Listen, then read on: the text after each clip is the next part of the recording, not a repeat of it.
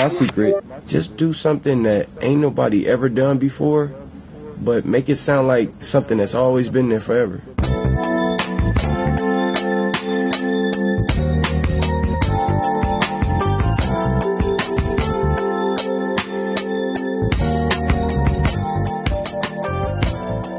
And welcome back to This Filipino American Life. We have another installment here from Vancouver. Yes, that's right. Van City. Vancouver. What? Is that a thing?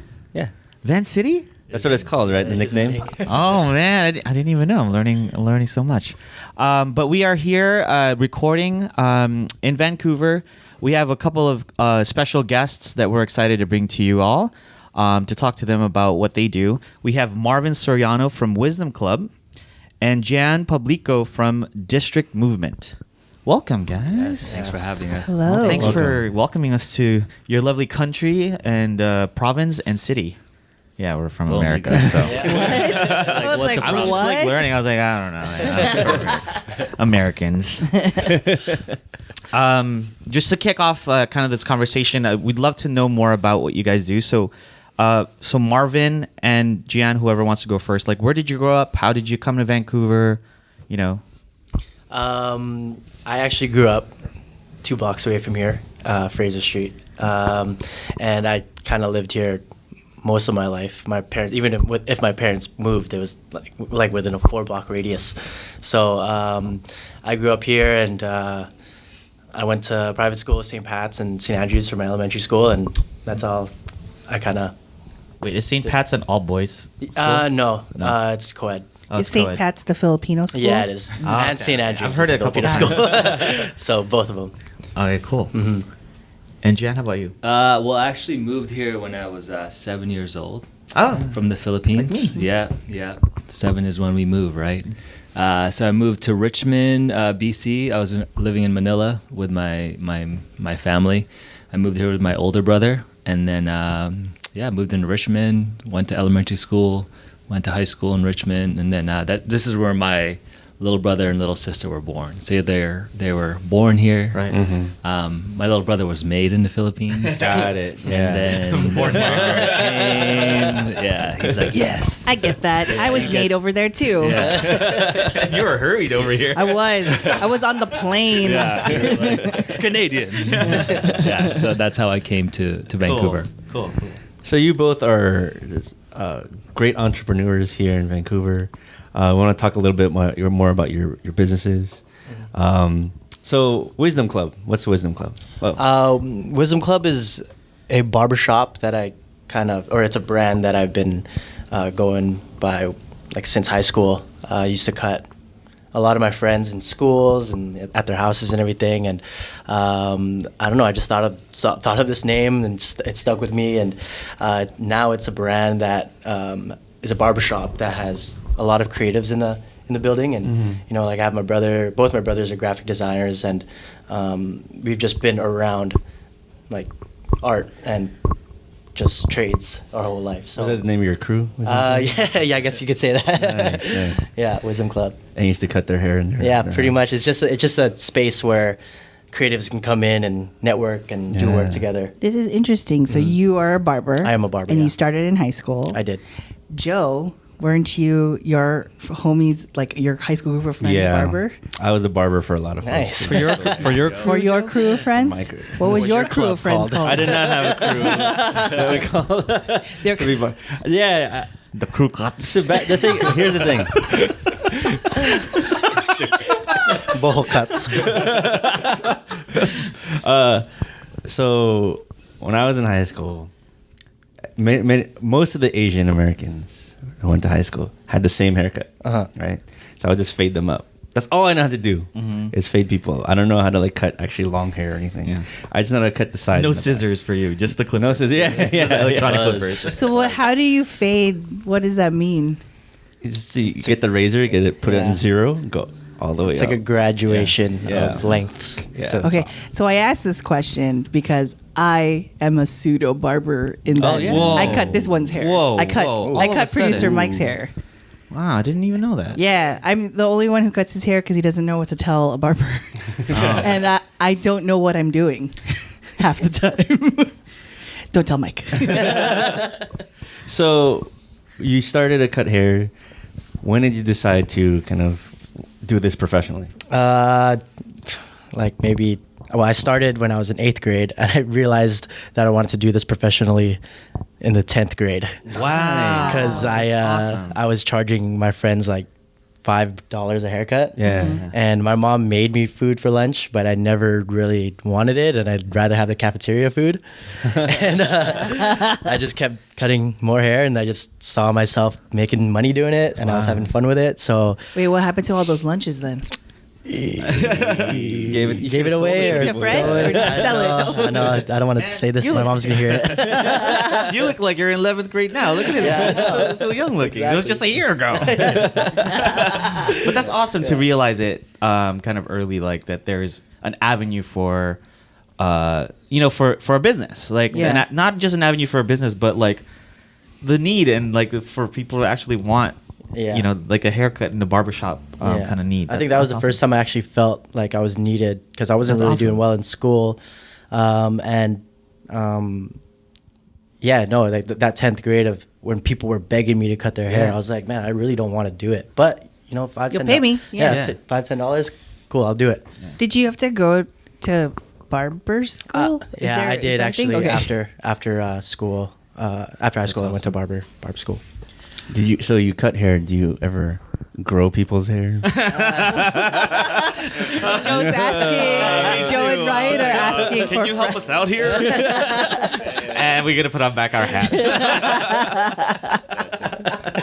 All this cutting. So I wanted to ask you because when I was cutting hair, all the Filipino Americans had like the same kind of haircut, right?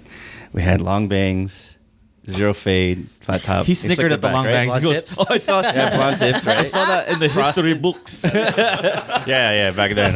My older brother and sister. No, but even in the 80s, right? My older brother and sister, They had the same They had like all the Filipinos had like a pompadour, right? Yeah. And a ducktail in the back. And then like I remember in like the late 90s, early 2000s, all the Filipinos had like spiky like Sonic the Hedgehog. Yeah, hair, with right? blonde tips. With blonde tips, It right? was so gross.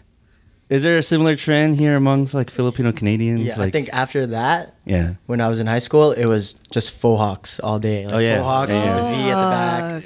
So and people incorporated the ducktail or rat tail or whatever. Yeah. And it was like everybody, like my starting 5 on our basketball team had faux hawks. And like the other schools wanted to give us an award in every tournament for like us having the best hair.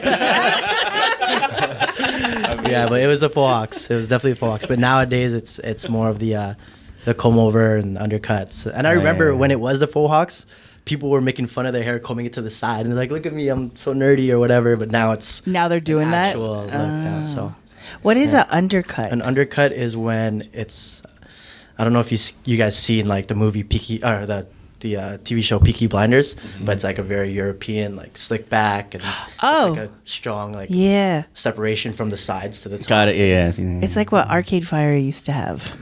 all these haircuts I wish I have. Mine's permanently cut. We can get you a wig. I mean, we can put that I'm on. owning it. No, I'm good.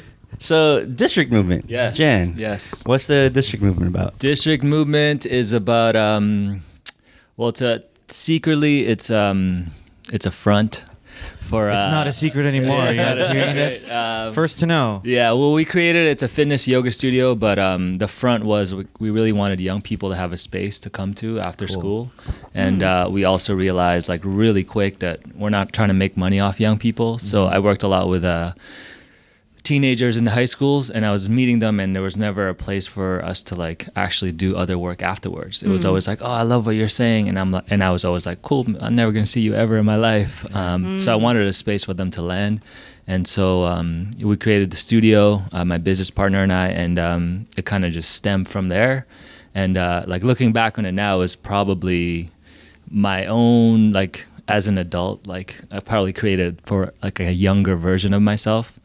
So like in high school, I left my house when I was 14 after the 9th grade. So I was just like living in different places, living in school. The only Filipinos I knew were like my dad and my mom and the janitor, Ralph. What's up, Ralph? Hey, if you're Ralph. listening. What's up, Ralph? But he would let me into the high school like early when nobody knew. So I think there's a part of my life that I was like, looking back on it now, it's like I want to create something that I wish I had, you know. And it's not even about yoga. It's not even about fitness. It's just come here. There's people to support you, and you can see other adults doing their thing. Like a I'm sorry, collective man, but space. this secret, we're gonna blast it. Yeah, it's because it's a good damn thing that Yeah, you're doing, it's and it shouldn't be a secret. But I know what you mean by it. But we're happy that you're doing kind of like that work. But how did you start getting into like fitness? Well, yoga in particular. 'Cause, Yeah.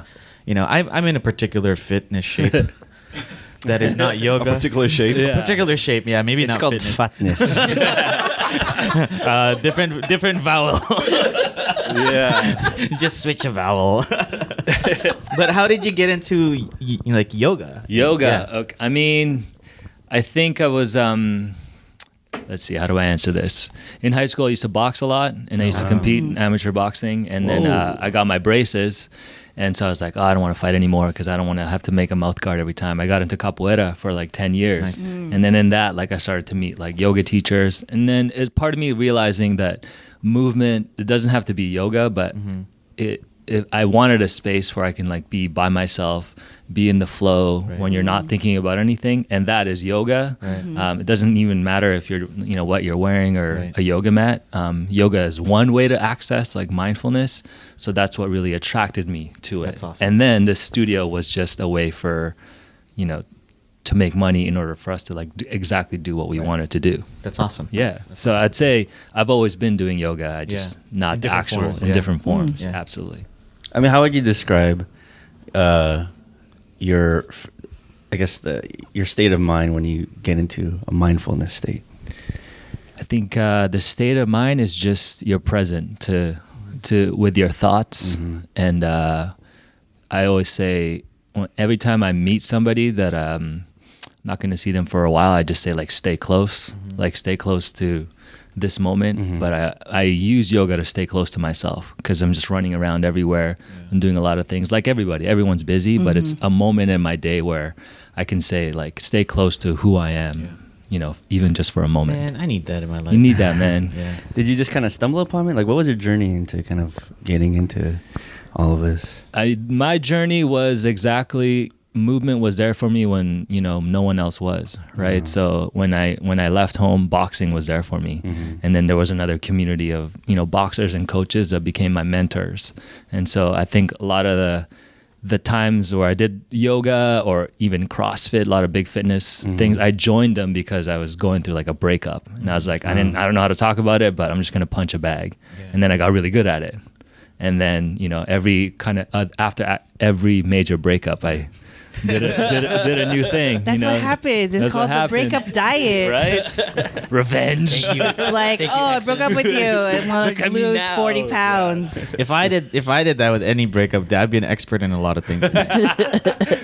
Hard. Black belt and minded. Again, breakup again. We're running out of things to do. That's funny because I actually, every time I went through a breakup too, I just like told myself, you know, I'm going back to the barbershop. I'm just gonna cut. There you go. Right? Yeah. Gotta get in your mind. Put that energy to Yeah. something else. Yeah. You know, whether it's hopefully it's something positive, right? So, yeah, whether it's cutting hair or movement or creating a business. How did you two meet? That's funny. I actually haven't heard of Jian Yeah. before. Oh, shit. Yeah, just up close. Yeah, I haven't heard of Jian until the shop opened, but he was coming to the shop already, and my buddy Nick was doing our schedule, and he's like, "Yo, Jian comes here." I'm like, "Why? Who is he?" And he just told me all about you. Like, Damn. yeah, it was crazy. I'm always in the same four walls, so you know, Yeah. I kind of just focus on my thing. But yeah, he told me all about you, and yeah, ever since then, like, I mean, we obviously started working together. Yeah. It's funny because he hasn't even sat on my seat yet. But we connect when, you know, he's waiting for his cut. But Yeah. yeah, this is like probably the closest that we've actually talked. How do you Longest. work together? How is it that you all work together? Yeah, I mean, we because I work a lot with the companies within Vancouver, like through yoga and movement, like Lululemon, I'm a big part of, and actually Yeah, I'm a big part of the work that they do. I started to connect, movement and yoga, and when I think about community spaces, like Wisdom is that, like getting a dope haircut is one thing, but then when you see a lot of like just great, young, loud, amazing people together, creatives, that's the spot to go. And at first I just came because I needed a haircut, and it was closer to work, and I saw it online. I'm like, yo, this is the spot. And then when I got there, I was like, this is the spot. You got there and you saw Filipinos. Yeah, when I saw Filipinos, like those, I get to travel a lot in the US and the world and all over Vancouver, but it's like the one place where I am a majority. Right. And I can't describe that. That feels good. Yeah. Right. So even when my son goes there, even when my son doesn't need a haircut, I just bring him there, right? Because I want him to see young, like men, women, Filipinos, like gathering, like being exactly who they are. And that's one place that I can, bring them to a positive spot, which is what Marvin created. Yeah. Because I know in the 1920s and 30s, like early 20th century, a lot of Filipinos use barbershops as gathering spaces. Right. And I feel like, you're creating that. I did not know that. Yeah, but you're recreating that. You're continuing that legacy. It's not maybe as much as a community space now as like say like the African American community, right? That's kind of historically a place where African Americans gather. And I've seen some barbershops pop up here and there. Obviously, I haven't been to a barbershop in many years. I mean, you could get like a shave. But there's some people that go there, they don't even, I've been there for like an hour, and like some guys don't even get haircuts. Yeah. I'm like, what is everyone doing here? Actually just kicking it. Yeah. Was that I have like a workspace at the back, that's why. There's like a big table where people could just kick it. And co-work or like do whatever? Yeah, if somebody came in 30 minutes early before their cut, they would have their laptop on them, and the workspace at the back is like it's there for them. So that's Wi-Fi? intentional to that's intentional to create that community space. For sure. Right? I mean, that's how it was at my house. Like I was actually working inside of my mom's house for years. My dad renovated the whole downstairs for me, and it was that exact same environment. Wow. Yeah, just especially that my brother, he was a freelance designer, so I would be cutting and he'd be like on the other side of the room just doing his work. That's cool. So man. I don't like it. We've never really changed. It just got a lot bigger. We just had a lot more people join the club and kind of just create together. What about kind of the spaces you make with District Movement? Like, what do you feel like? What kind of space are you trying to build? Well, my space is it's in North Vancouver. It's in a space that's more kind of affluent. There's not a lot of people, like I know who's Filipino there. Yeah. And they all think we're all related, as usual. But I think what I tried to create is sometimes when the people aren't there, even through social media, through Instagram, I want to put faces on Instagram who I want to come, right? And sometimes like we don't pay attention to that as much, but because I wasn't seeing a lot of Filipinos around, I made it a point to put it on Instagram. So then if you saw it, you're like, oh, there's Filipinos that go there. And there was a lot of Filipinos, but I think I just wanted to create that spot, even as a hub or a community space before it became one. So it was like aspirational, and then when people started coming, you're like, oh, okay, this is working, let's keep going. And then allow them to dabble with all cultures and all like types of people. Nice. Yeah. And we all kind of had like a similar vibe of like rap. Like that's what made like our studio different, is like we will only play rap music. Right? And other yogis would complain, they're like, oh, it's too loud. Oh, why is Jian drinking coffee? Because they have like this idea that yoga has to be precious. Oh, like namaste. Namaste. Yeah. And one lady can play and she's like, oh, like you don't have like any change rooms, like I'm like, yeah, the bathroom's right there. Yeah. I made that bathroom like change, like because people have this idea of like what a yoga studio is. Yeah, it like has to be super pretty and nice, and there's nothing wrong with that, but like this was something different. And people appreciated like when you come in and you see young people around, when you see like a Kendrick quote, when you have like beers, growlers like full, because we want to just celebrate life. Yeah. And I'd say historically, but like there's a common conception out there that yoga is very much a white space, right? And you're definitely kind of change that. And I commend you because Yeah. I do yoga and it's always been in like white spaces. Yeah. Yeah, your yoga teachers are always like those like white ladies.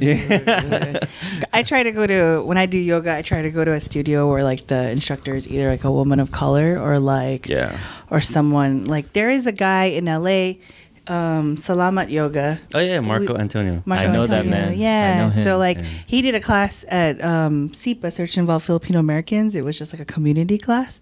And I was like, oh, he had like a mindset of like he came from a dance background and whatnot. So the movement was more like dance focused. So it's like, oh, yoga doesn't need to be all like namaste, granola, hippie vibe. New Age. Yeah. Yeah. Absolutely. But more power to you if you do it that way. It's fine. Yeah. How is it like to open up your business? Like the actual owning a business? Because a lot of Filipinos, be honest, like people in the diaspora, like they don't, a lot of folks don't necessarily push their children to own a business. It's risky. It's risky. It's too hard. So how was your experiences? Like, To open up. Yeah. Like, Yeah. Oh yeah. So it was definitely one of the hardest things that I've ever had to do because I was juggling, not a high budget and like a lot of time going back to the city and having meetings with contractors and everything. When it finally opened, it was such a weird feeling for me because I knew I should have felt happy, but I was feeling so drained. Where it got to a point where when people were saying congratulations to me, I almost didn't want to hear that. Like it wasn't done, or people don't really know what happened when the shop opened. But I put it into words while I was cutting somebody's hair, and I created this quote called "What's mine is ours," and it's hours with an H, so it's talking about time.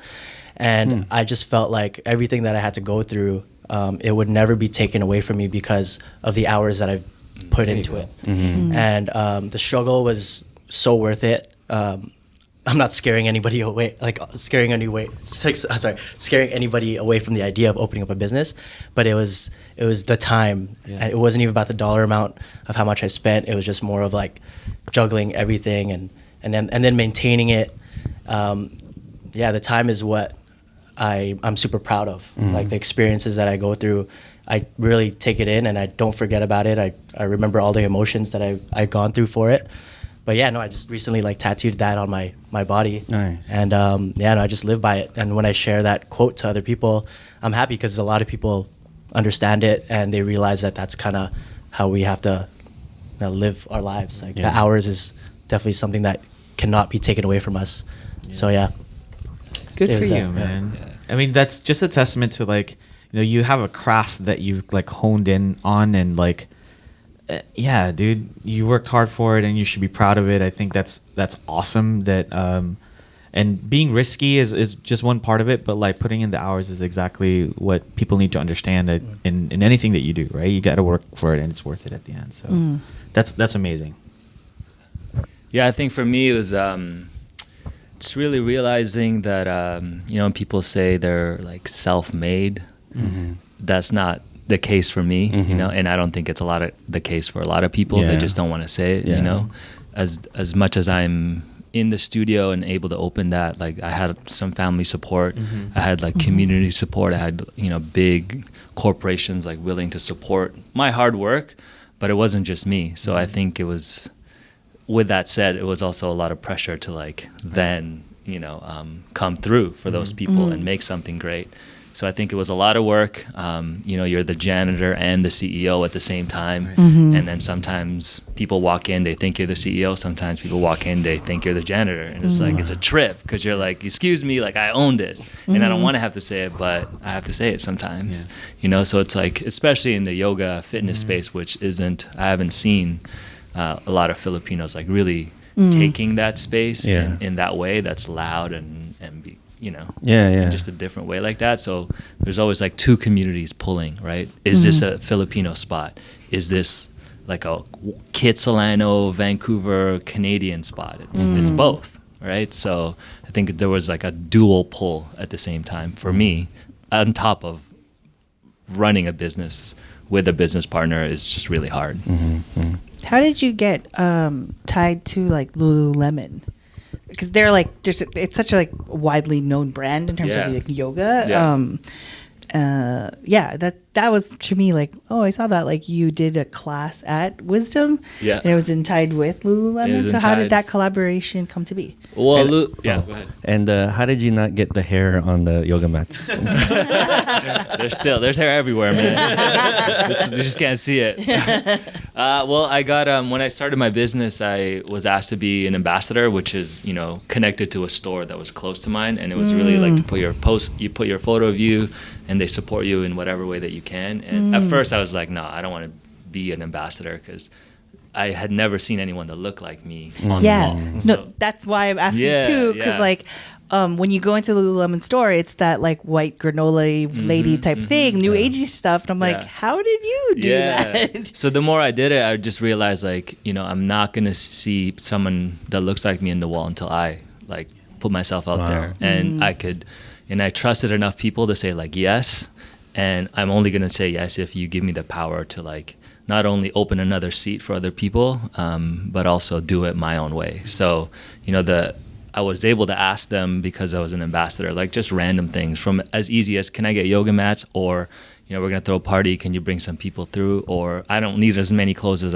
you're giving me. Can I give it to the teenagers that I know that would, greatly benefit from this? So I was able to use like the power that they give me in a different way, and then from there you just start to like gain more trust with that brand, and then start to connect with a place like Wisdom Club, right? Because when they asked me like, oh, who should we collaborate with, they gave me some other shops, but I had to stand firm and be like, no, like you need to like go to this shop, check it out, pay them what they're worth because they're valuable, because the culture is valuable. It's not just, it's not a campaign. The culture is valuable. Pay your brother like Marlon, because he's now taking photos for the brand as well. Like pay them what they're worth because that's the culture.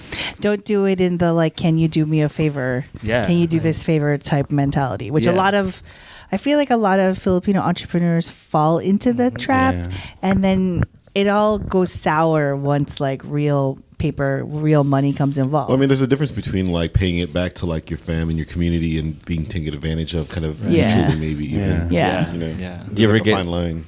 Do you ever get the question, "May discount?" All the time. All the time. And your response is, I'll cut half your hair if you get 50% off. Right. But I mean, just this half. It's really culture-wise. Mike, you hit it right on the head. It's about the value of what you bring. So, the discount thing is fine, but people need to know, man. You put the hours in there. People need to know that they're worth what they're giving you, and I think in terms of being business people and entrepreneurship, we got to pass that on. So like leading into the question of like, is there a network of Fil-Am entrepreneurs out there that you guys work with, or Fil-Canadian? Fil-Canadian. Oh, Fil-Canadian. I'm sorry. Fil-Canadian. How dare you? I know. Sorry. Fil-Canadians out there that are doing other creative things. Is there a network, or do you guys want to see that if it doesn't exist? Or I mean, clearly there's already collaboration happening. So it's at Wisdom Club. That's where it is.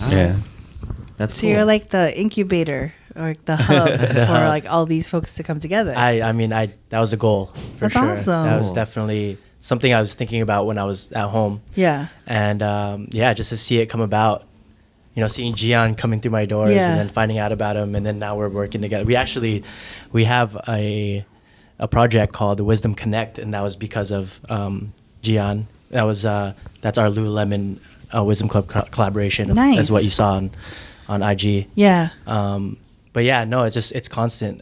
I remember at home, I had a client, and he was talking about how he needed a DJ at this party, and little did you know, I had 2 DJs waiting for me to get their haircut next, and then I was connecting them. But it was like it was happening so often at my house that if somebody needed something, they would come to me for it, just because of the network of just these creatives that were coming through my doors. And then now it's at a point where at the shop, I don't even know who's linking with everybody anymore. Like I have Rain, who's into music. He's one of my barbers, but he's connecting with so many of like his clients and a lot of people I don't really know. But like I think we've just been putting it out there, and people have been responding, and then they just come, and it's just happening on its own now. That's amazing. So like you're doing community development through your barbershop. Yeah, I would say so. Yeah. Yeah, and is your barbershop? It's off Hastings, right? Yeah, Hastings and Campbell. So it's is that the what bus were we on to come to here? The 20 The bus. 20. Is it off the 20? Ooh, I haven't No? bused in a while. Oh no. walked to Oh, work I like now. how you said ooh. I don't know. Oh, okay. Because I was just thinking like the neighborhood. Yeah. Is the Strathcona neighborhood? I Yes, remember yeah. seeing that on our bus ride. I don't know if you guys remember like the Strathcona Brewery at all. If you guys remember. I saw a pizza place and it says Strathcona on top, and I remember I wrote that's it it. down. So is it near that? I'm right beside that. Oh, okay. So that's past like Past all past the all downtown of east the side. downtown. Yeah, but Yeah. it's very well like around it still. Yeah. So is your spot like the beginnings of like changing and development of it is. that Right, area of like, the community? I would say so. It's just like you really feel it when you get onto our block. Yeah. It's still like there's still a lot of stuff around there. Yeah, because we took the bus from like down from Robinson Street to this area, or no, the Commercial Street. Commercial Ave. Yeah, So yeah, like, past it for sure. so we saw. I just saw this like really nice designed pizza place. I wrote it in my phone, like Strathcona Pizza. What's Yeah. this? Yeah. Just Miss Wisdom Glove. It's right there. Oh, Right okay. beside it. Look, tucked Got in. it. Okay. So that's really amazing that you were the start. So if you're the start of the change, essentially, like, are other folks coming out to that area? Yeah, They're building out? My good friend, he's a realtor. His name's Mark Saul, and they are doing that whole block. Mm-hmm. And I was one of the first, maybe like the third or fourth person in that building. And every time he came in to show somebody the space or the spaces upstairs, he always, he brought them. He brought every client into the shop. Like, Just this to is what you show, can do here. yeah, Look this at is this. this is what's happening. Oh. It's We're still connected to the community, right? Yeah. You're still like, Yeah. that's what's great. Yeah. Yeah, I was there when it was. I think it was just us and Strathcona Brewery there. Nice. When we opened up. Yeah, I think we're about to wrap up, right? If you have any like last words of advice for inspiring entrepreneurs out there, what would you tell them? Ooh, I would say, I think just for me, what I learned in the business is just try to just stick to you, because the reasons why you got there, the more notoriety or money that you're gonna make, people are gonna try to pull it one way, and it's really easy for the barbershop or the yoga studio to succeed the way that people want it to succeed. Yeah. But that's not why I opened the studio. You know, so it's really easy to follow one way. But I never want it to be at a place where I do succeed and then it's not even a studio that I want to even go to. So it's hard. Yeah. It might be a slower grind to stay true to like your original vision. But there's ways for me to make sure your vision stays alive, you know, like you have to leave like little breadcrumbs for yourself to find your way home. And one of the breadcrumbs for me was we gave keys to these teenagers that we knew. They're a Filipino dance crew. Ken, who I'd known since he was 12 years old, and he always had the key. So every time we weren't there, they would use the studio, and we would kind of get noise complaints. They're like, "Why are you guys there at 2 a.m.?" But these guys would be like choreographing their dance. They're like older now. They're performing, but they kept like the vision real. Because when every time we saw them on IG or like live, we're like, oh, this is why we opened the studio. Yeah. Despite our success right now, this is the reason why, for young people, for Filipino youth, and we have to stay true to that. So leave breadcrumbs to Leave find your way home. Amazing. Pandesal breadcrumbs. Pandesal. Yeah. Yeah, no, I actually would have said the exact same thing. I like how, you have to stay true to yourself. But to follow up with that, I think leaving your head down or keeping your head down and just grinding, like put in the hours, like 9 to 9, whatever it is, but just keep create a good environment around you. I think understand who's positive energy in your lives and what's negative, and just try to filter a lot of that. Because I think I wouldn't have been able to do what I was doing if I didn't have the right friends around around me. So I think positive energy and keeping your head down is very important in trying to reach your goals. Awesome. Good Thank you so- influences, like our parents always say. Right. But Thank not you. Ryan. They Thank were you right. for joining us. Thank you guys. Thank you. for Thank you having so us. much. Thank Thanks you. for- Thank you. Allowing me and Jian to finally talk together. Yeah. That's cool. That's cool. So, where can people find you? Socials. Yeah, social media. My personal is Barber Marv, and my business is at WSDM Club. Yeah, my personal is linked to all the things I do. So my name, Jian Pablico, Jian Pablico. Great. Thank you. Thank you guys. Thank you. Thank you.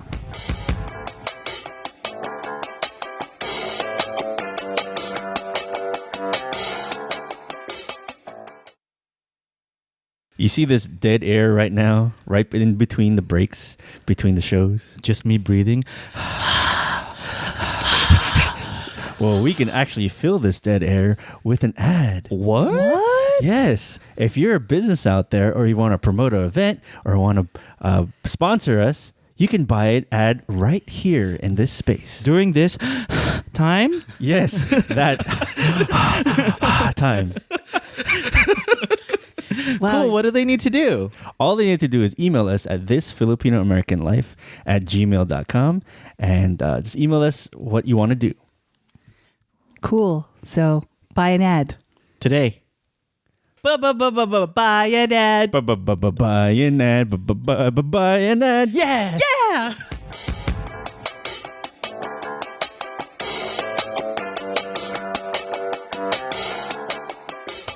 Welcome back to This Filipino American Life Yay, podcast. welcome back. We are still here for some reason in Vancouver. Vancouver. No, I'm just They kidding. want to keep us, I think. I know. Right? Or we want to Adopted- stay. Can I The stay? adopted Americans, apparently, is what we're going to be called. We want to stay. We want to stay. I want to stay. We are at our fourth interview Wow. here Already. in Vancouver, talking to movers and shakers in the Filipino community here in Vancouver. And we have two of them here. And joining us today, we have Mayo Landicho. Yes. Welcome. Thank Welcome. you. Yeah, And thank you. JR Guerrero. Maraming salamat. Thank you for having me here. Welcome. It's such an honor to be here. Yeah. Thank you. Thank you for gracing us with your presence. And yeah, let's just kind of get to it. How did you come to Vancouver? Okay, so I will start. Yes. It's been a long time. I mean, it's been many, many years when I first landed in Vancouver. And it was basically a move when my father had passed on back then. And at that point, my sister had been living in Canada for about 17 years. And so the grand plan was to bring the entire family here. It was only myself and my other sibling who actually made it. Wow. And so, yeah, rejoining my family member who had been living here back then. So I belong to a diaspora of Filipinos who've been living here for over 20 years. Wow.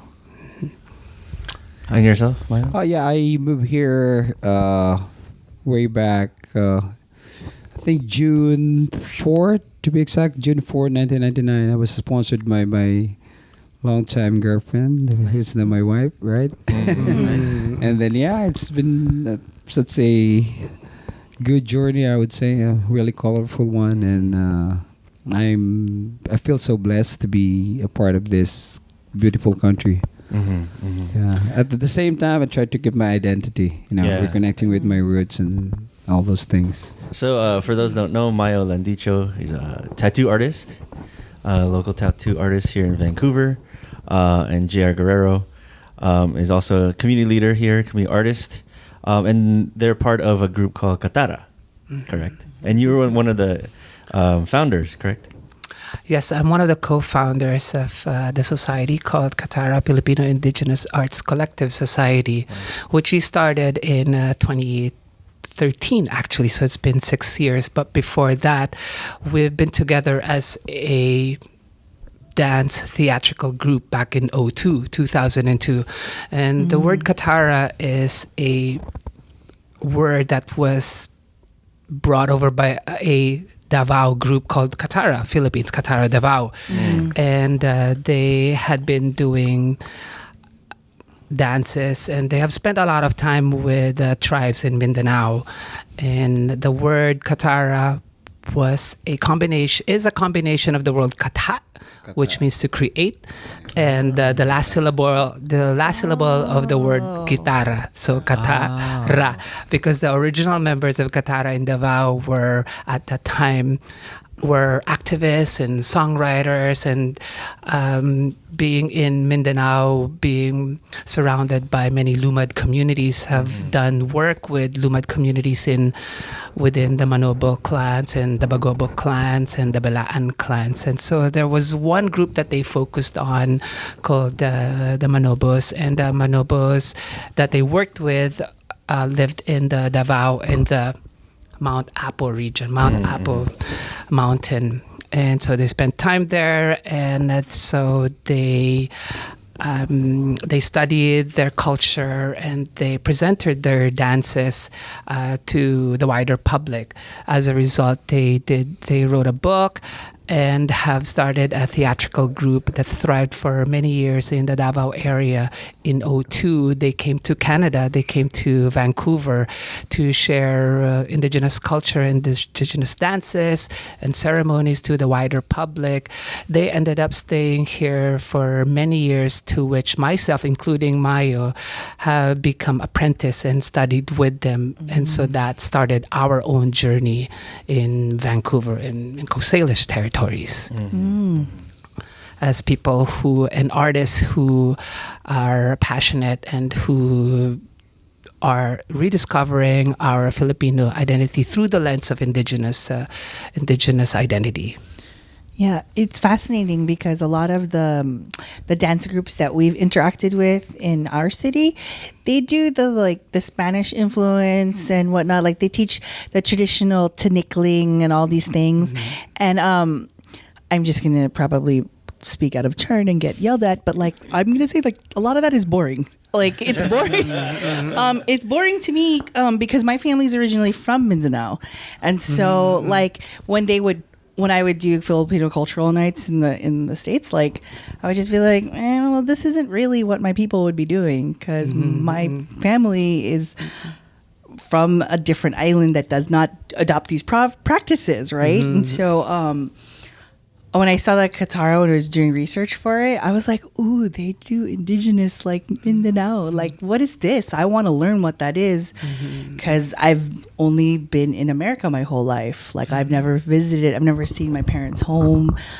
They're based in Osama City, so the other side of the island in Mindanao. Yeah, and it also kind of goes to show we're diverse as a country in Philippines itself. That there's probably a reason why you'd say some of those dances are boring, is because we see it quite often, and we don't realize that, hey, there's much more to the Philippine history and to the Philippine culture than just that. I mean, even just the markings and tattooings and what that means, yes, is already a culture on its own. Language already a culture in its own, and especially now here, dance and music, a culture of their own. I wanted to ask Mayo about tattooing in general. I don't have any tattoos. I don't know if any of my colleagues have. According to my parents, I don't have. My dad said no tattoos. I mean, my parents. Yeah, I have those parents, but I have a lot of tattoos. But Mayo, how did you start in that world or of tattooing? Tattooing, I would say I started way back home. When we were young and we tried to be. To form a group, usually the fraternities and gangs. So we get tattoos, we get high, we get drunk, and we go out and look for trouble. There you go. If you survive, do it again. Oh, get another tattoo. Dad, that's why I don't have a tattoo. And that was most of the time, that's the negative impact of the idea between, about that tattooing back in the days. Because if you're gonna be you're branded as gang member, or if all those things. And then when I moved here, I've been trying to sort of reconnect, and one form that struck me is, of course, the original I would say form of tattooing, and then try to rediscover and then go deeper and deeper on the origins of tattooing and history of Filipino tattooing. And I was so, I would say, happy and really proud that we have a really deep form of arts, which is the tattooing, and which is uniquely ours. So and from that day on, I tried to represent it, promote it, and And you do the tap? Yeah, The I tap do the method? tapping, the traditional what's tap? tapping. What's tap? What does it mean? I don't know. What does that mean? It's the traditional way of doing tattooing. So you use just the stick, a piece of bamboo, and just a thorn, and then just use the Oh my God. charcoal as in the ink. dye, I get that's one actually from one of our oldest living tattoo You artists have in one the from world. Wangod? Yeah, I got one from Wangod. This Oh my is God. I didn't even ask permission. Yeah. Sorry. I was just like, oh my God. yeah. My cousin, she was in town for a wedding, and she had told me she had been tattooed by Wangod, and I literally like my jaw dropped, and it was like, show me it, please. Yeah. And like she got her tattoo on like when in the afternoon, and Wangod was tired, so you could hear her, and my cousin was just like. Like the pain was just, but she was trying to be like really respectful. How was it having that ceremony? Oh yeah, having to do that? it's such a I feel so proud and so blessed because I get a big story about this thing that happened to me because back in the days like 90s, 91, 92, I'm still playing music professionally. I was in Malaysia and Singapore playing covers, of course, and trying to make a living playing music. And I always have this nightmare, like or dreams, recurring dreams every night that I need to go to the mountain and meet a lady, and she'll be a big part of my life. Oh wow. Yeah, Wow. Wow. almost every night. Oh wow. Went back home in the Philippines, same thing. So I didn't really understand it. I didn't know. I didn't. But it's on an ongoing dreams that I had every night. So, and then by the time that I reached that certain hill, going to Apawangad's place, the sky just cleared up, and then it suddenly reminded me of that dream. I've seen this dream. I've seen this place. I've been here. Oh my gosh. Oh yeah. Wow. It's unbelievable. And then I told myself probably this is it. Did you tell her when she was doing it that you had that dream? Yeah. So and she told me, of course in her language that it's about time. It's this is the right. It's time. about time. It's It's like waiting for you. What took you so long? Filipino time. You're late. Anong dala mo? That's the most Filipino. And I've been doing tattooing for a long time, and she told me, probably your feet brought you here now. That's awesome. I like that phrase. Your feet brought you here now. That's awesome. And Filipinos have such a long history with tattooing. Oh yeah. Yeah, right. The Spanish originally called Philippines the Islas. Las Islas de los Pintados. Pintados, yeah. Because back in the days when Philippines, it was visited by Magellan, I think September 1851, 52, and they were greeted at Limasawa Island in Mactan by a lot of group of painted peoples. They don't know about it and say, oh, Pintados, they got paint on their body. So we kind of call them Pintados. So, and when they went back to Spain to report the thing, and they were saying, oh, we found this Las Islas de los Pintados, the island of the painted people. Yeah. And a lot of the traditions have been kept up by folks who are like non-Christian. We're non-Christianized peoples. Yeah. So what was when you visited Wangod in Kalinga? You received a blessing. Yeah. What was that like? Because I told her that I've been doing the tapping and hand poking and all the sorts of style of tattooing, but I really wanted to learn from her the exact way that she does it, and I really wanted to get her blessing because she's the last living legend that that's those original thing or the traditional way. So I did ask for her permission because I don't want to continue doing it without permission, right? It's like that's why I came here. Yeah. I know I'm late, but that's why I came here. So and then she told me, but you have to tattoo me. So I did tattooed her too. Wow. Yeah. So. Was that hard? Oh yeah. Pressure. Got a tattoo the master because I had to prove to her that I can do it, right? And then she was so happy when she said, "Oh, hit it harder. You're hitting like a girl." Like what? Because I've been trying to be really careful, so light and say, "Oh, harder, make it harder." Okay. Wow, she's such a badass. Oh yeah, it's sad. Oh my God. Like what? You're hitting like a girl. Oh, I love her. It's like, okay, let me do it. And then she was so happy. And then after that, she gave me the blessing. And you do a lot of people here in Canada, correct? Oh yeah, I've done quite, including this guy actually, Jian Guerrero. Yeah, so my arm here has been hand tapped by Mayo, and I think that was last year. Yeah. It may have been last year, and it was through a CBC documentary to which Mayo was interviewed in CBC's national television. Yeah. And he used my arm as the model. The canvas. So I was the model. I was the model. It was on YouTube, right? Living canvas. Yeah. Living canvas. Yeah. And so it was marking that he put. So there are two types of marking here. One's a grain of rice and one is a honeycomb. Yeah. And the way that he explained it to me was that the grain, because most times with tattooing in the traditional sense, you get a tattoo to mark someone's milestone. Let's say you won a battle, so you get a tattoo. It's like a badge. Or remembrance. Yeah, a souvenir of some sort. And during that year, that's 2017, I got married.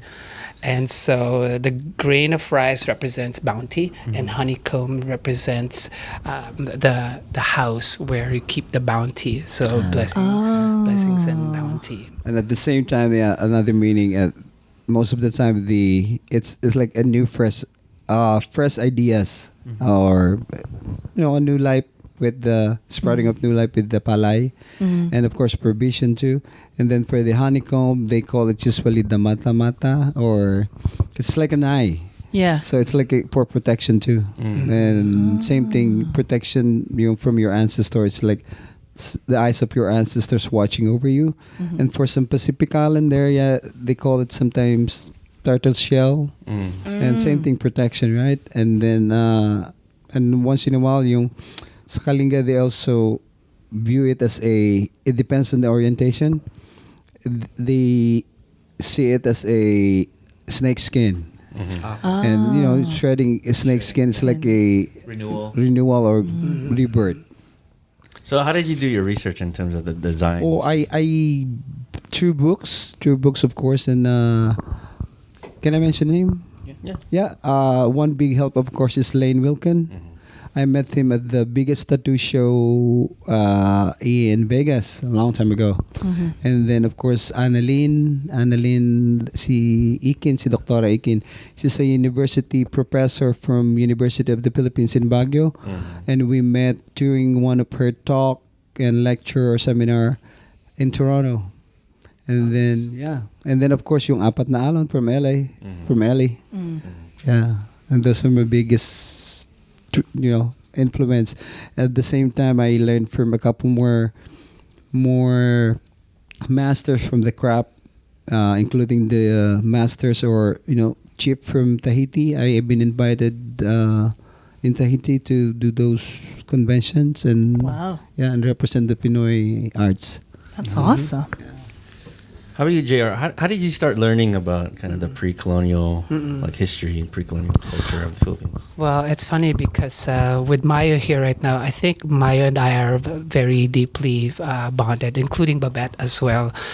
Because the first time that I came across the group Kathara back in the day in 2002 was at a time when I was searching for something, and I was searching for a way to express myself and express identity. And And so prior to discovering indigenous culture, I was actually exploring my Latino culture. So I was playing flamenco. For years. I was playing flamenco. Okay, so I'm going to express my Latino side, right? And but there was a yearning. There was something that was really missing. And so there was one time I was walking down a street, and at a bar, I noticed Mayo was in there. And so I ducked my head in, and he was part of the audience. And that night was like a big revelation for me, because what I witnessed was a group of people, a group of artists who were playing martial arts, who were performing martial arts. They were dancing Tiboli dance. They were donned in indigenous outfits from Mindanao, and suddenly it clicked on, this is what I've been looking for. I need to express myself through this, because this was like a knock in my bone that never went away. And so that knock in my bone, I scratched, and throughout the years I've been discovering little bits and pieces of what indigenous people are in the Philippines, and indigenous people in Coast Salish too, because that becomes really important work for me. It comes to mind also things about culture and cultural appropriation. For example, I cannot trace my indigenous heritage really because of the colonization that we experience in the Philippines, being colonized by Spain, by the Americans, Japanese, English people, and prior to that. So pre-colonial culture in the Philippines was a little bit more, I would say it was a little bit more cooperative and partnership with cultures from people who brought Islam in Mindanao area, because they were able to thrive well with indigenous people. It used to be when indigenous people were mostly coastal people, but when Islam came, they were also pushed back. They were also pushed back into the lowlands and then to the uplands. And then now the tribe that I belong, Bagobo Tagabawa, I was adopted by the clan in 2013 through a self-initiated immersion program. They now are staying in the highlands. They used to be coastal, and so now they've been pushed back.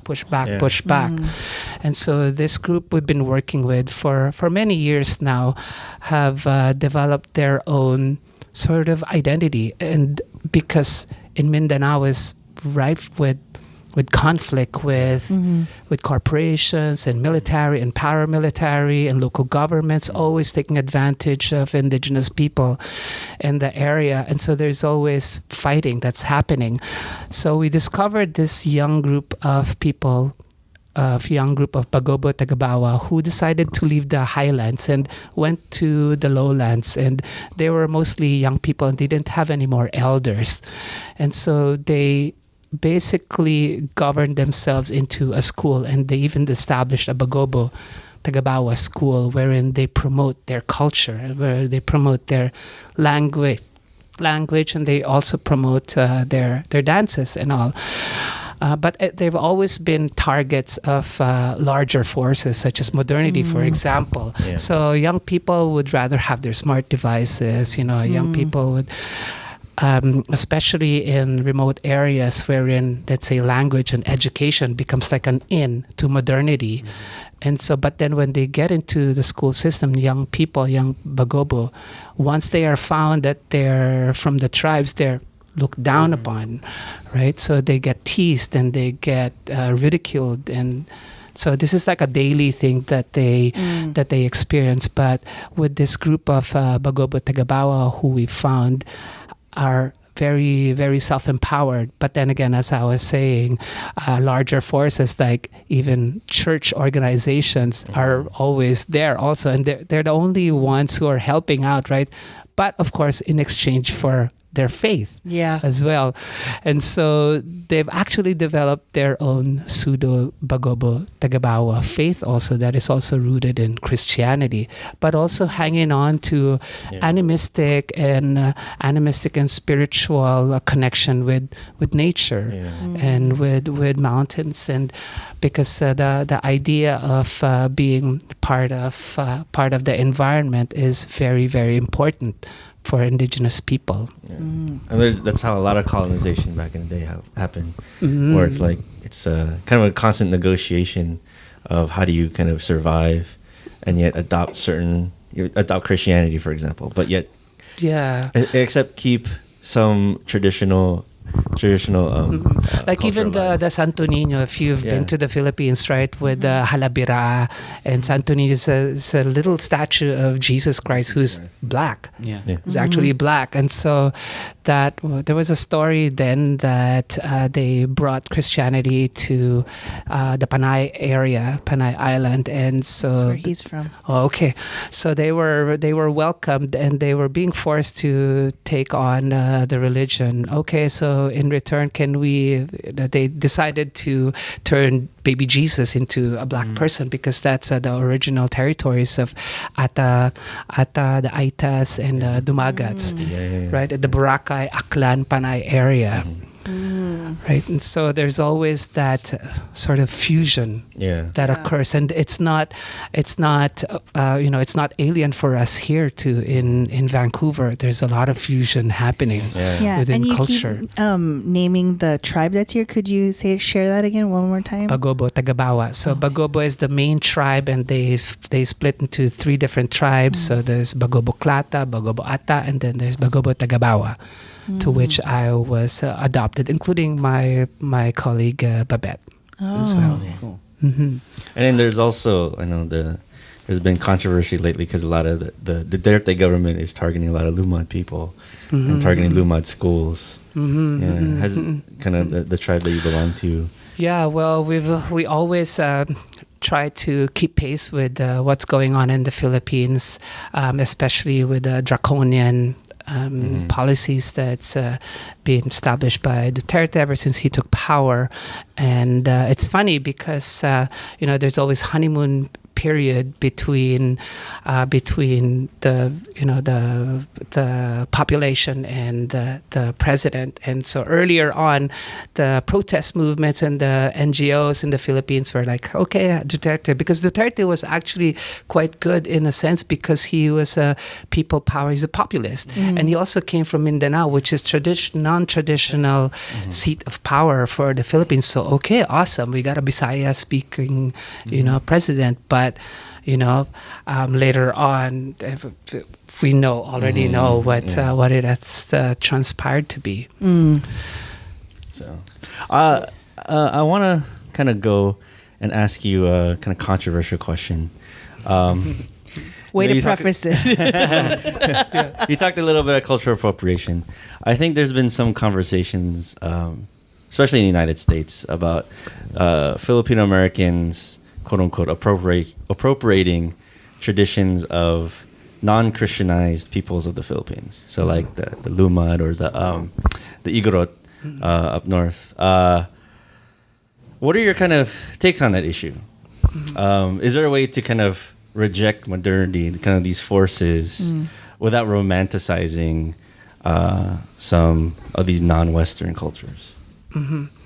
I think when we talk about modernity, there's so many things about modernity. For example, modernity can also mean, knowledge and information. Modernity means medicine, and we live longer.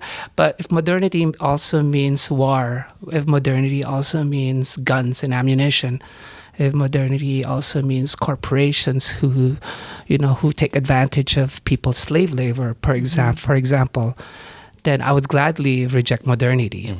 Culture, romanticizing indigenous culture, on the other hand, is another matter, and it's quite controversial. We see it in tattoos also. We also see it in textiles and fashion show and the dances that we do.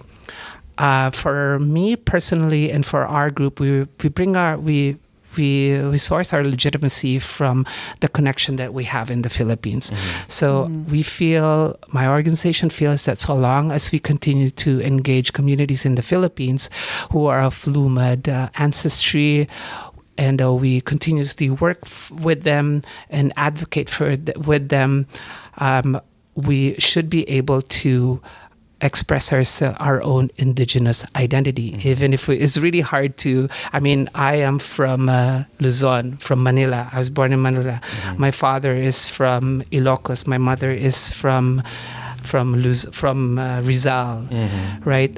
I know that in Ilocos, the Aitas and the Atis and Dumagats are prevalent, and I know that as well in the Luzon area. So I may be able to trace my indigeneity, but I guess indigenous soul is another matter too, right? And so how we romanticize and how we connect it through our work.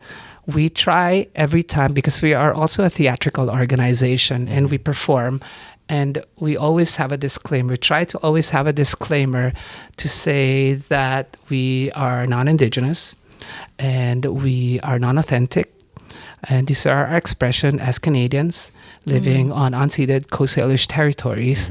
And we have gotten our permission from the tribes in Mindanao, in Bagobo, Tagabawa, to express this. And so this is like part of the work that we do. I don't know if you've come across the Babaylan movement or the Kapwa movement that spread out all across North America and the United States. And these are the same conversations and discussions that we constantly have. Yeah. Yeah, especially in like tattooing, the stuff that I have, like there was a phase in like the 2000s where folks were getting their family names in Baybayin, and I totally did that too. I have I have Dalalis in Philippine Sun, and Dalalis is in Baybayin, and I have Descalyar. That's my mother's family's name, and I didn't do the pattern because in my personal opinion, like I didn't know what pattern to get, and I didn't want to get something that didn't represent my family or my people. And I always am curious for folks who do get the pattern, like how do you come to the decision to get those patterns? Like, did you pick it off of a wall, or did you have a discussion with the artist? Because like, or does it look cool? Or does it look cool? I usually discuss. Yeah, because like Consultation is always a must. I wouldn't want to get anything that misrepresents who I am. Like my cousin has a sleeve, and he went to this guy. His name's Bong. He's based out of Las Vegas, and he does it by gun. He doesn't do the tap method, and I guess Bong was just vibing off what my cousin was telling him about himself, and Bong ended up tattooing the pattern that was attached to Bohol. My cousin did not tell him that his family is from there. Like my uncles are from there, and I was like, that's some like weird metaphysical Filipino shit, right? Like he was just like, oh, I get it. And then after Bong was done, he's like, oh, this pattern is from Bohol, blah, blah, blah. And Sean was like, what the heck? That's where my dad's from. And I was like, oh my God, what is this Filipino-ness, right? So that's why I'm just asking, like, for the tattooing, what is your opinion of that, like, for the me, trend? Because for me, what I do is I usually ask my customer or client for a personal consultation. I try to get as much information from them, like their family, even their likes, and their job, what they do for a living, and outside of work, what they do. And then from there's certain patterns that mean something. So if you're a team player, if you're a leader, if you're an MMA, MMA fighter, all those patterns, I will put into you, and I just freehand everything. Oh, you freehand it? Yeah, nothing, no drawings, no nothing at all. They just come to me, and I'll draw it. So you like channel whatever energy they give you. And most of the time, I do meditate before I do that too.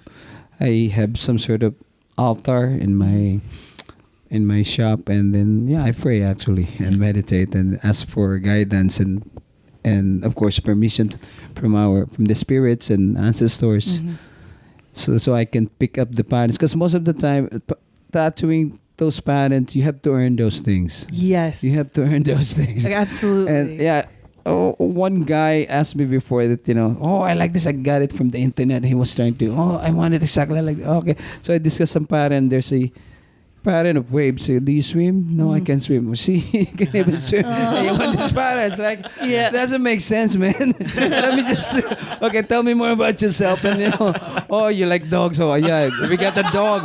We got dog. You're a dog person. Yeah, we got those what if they things. said no? Like, I really love cats. Okay. Okay, I do sports, team sport. Oh, hey, this is parent for team. Yeah. You're for, working together to get a common goal or teamwork. Those kind of stuff. And then I will just freehand it. Most of the time, especially for the first time, like, are you sure? Are you sure? Yes. And all the works on my website, on Facebook or Instagram, it's all done by freehand. That's amazing. Have you ever gotten such a bad vibe that, like, you said, you know what, maybe I'm not your tattoo artist? Sometimes, because some people will push, I want it exactly like this. Exactly, Dwayne Johnson. Oh, they want it exactly like this. Say, can you do this? Can you do this? Yes, I can, but I won't. Yeah. Why? You're not Dwayne Johnson. Yeah. You're not even close, man. I love it. But he's Dwayne Johnson. You're not even close. His achievement in life is everything. Yeah. Right? And, oh, man. But I like it exactly the same. No, I'll make up something for you. Just tell me more of your stories, and then I will come up with something similar to that, but not exactly like this. Yeah. Yeah. So how have like young Filipino Canadians here in Vancouver received a lot of your cultural work that you do? How young? No. How have the young folks here in Vancouver? How have they received all the cultural work that you do? Do you find a lot of folks? Like, are they in the audience? Or? Probably too, because we mostly perform on a lot of festivals, street festival, big festival pubs, and through community we've been doing a lot of volunteer works, especially during the time that we were at the cultural helping house. We do graffiti, Filipino style, and arts, and outdoor leadership, and music, of course. Yeah, we do a lot of workshopping with young people, with youth, and it depends on whether they're first generation Filipinos or second generation or non-Filipinos, for example. So I remember the very first time that we engaged young people was at a time in 2004 when there was this Filipino kid who was killed. He was killed at a schoolyard whose name is Jomar Lanot. That's right here. Right, yeah, Tupper. At Tupper. And so during that time, there was talk about racism and bullying and peer pressure. And so the community was grieving. The organization called Multicultural Helping Us, which Mayo was talking about, is a Filipino-focused nonprofit organization, did a project, and Kathara, Mayo including, also got together to deliver this set of workshops for young people to explore these things about being an immigrant, for example, and what is racism and what is bullying. We also centered the voice of indigenous people's culture within those. And a lot of times with the youth that we worked with, they were second generation Filipinos.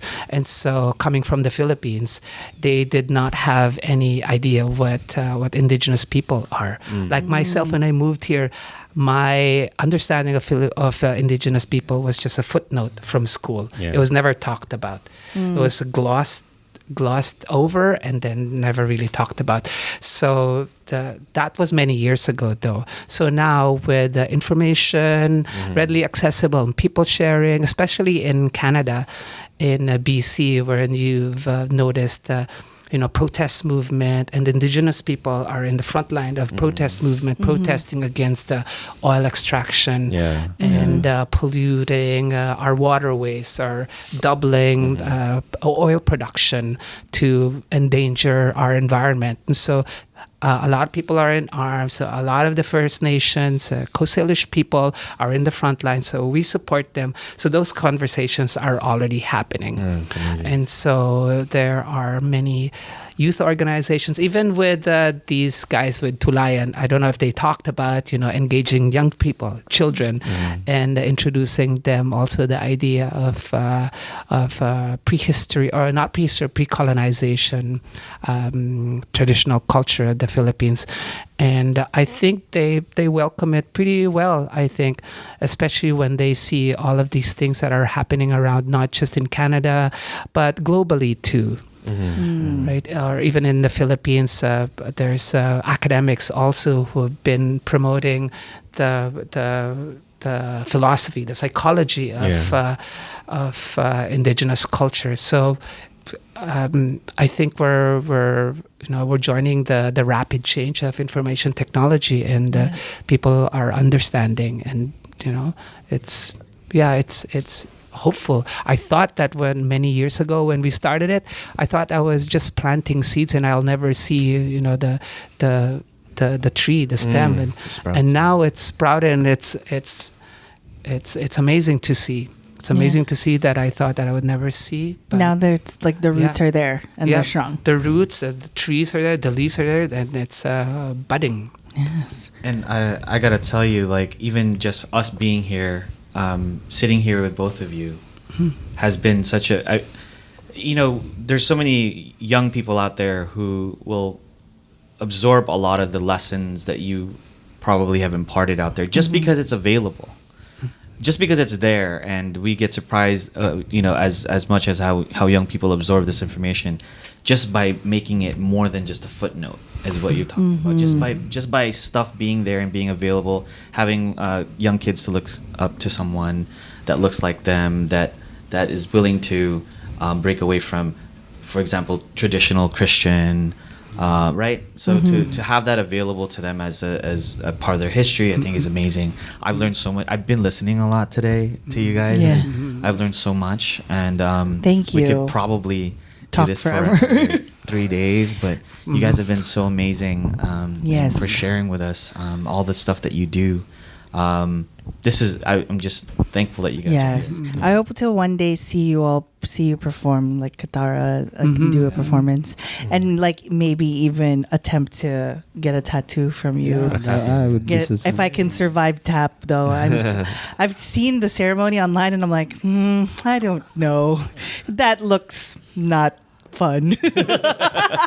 I'm not ready. It's all up here. Oh no, I know it's up there. It's less painful actually. Is it? Where can Ask this guy. Where can people find you where online? can people find you? Okay, so I do have a website which is www.birthmarktattoos.com, and then I do have my Instagram, of course, Birthmark Tattoos, and Facebook page is Mayo, Landicho, or Birthmark Tattoos. Yeah. Thank you. the same with us. We do have a WordPress. It is www.kathara.org, Kathara. You can also find us in Twitter and Instagram and Facebook and all your favorite social media outlets. Thank you so much. Thank you so much. Salamat. Thank you. Maraming salamat sa inyong lahat. This Filipino American Life is produced by Michael Nailat. Our intro and outro music is by Roger Habon, aka 10.4 Raj. Resident reality checker Girly Colado, legal advisor Rian Fajardo, and graphic design by Vincent Collyer.